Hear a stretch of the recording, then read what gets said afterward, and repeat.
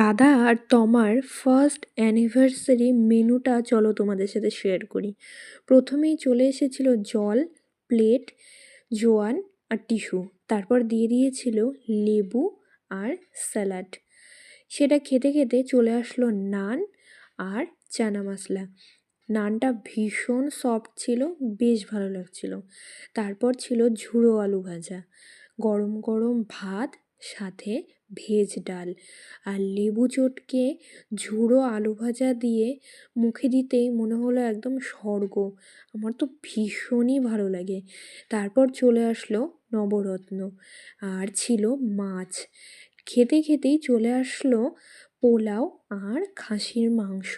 খাসির মাংসটা ভীষণ ভালো লেগেছে, আমি দুবার নিয়েছি, বেশ ভালো লাগছিল খেতে। তারপর চলে আসলো চাটনি, মিষ্টি আর সন্দেশ। কেমন লাগলো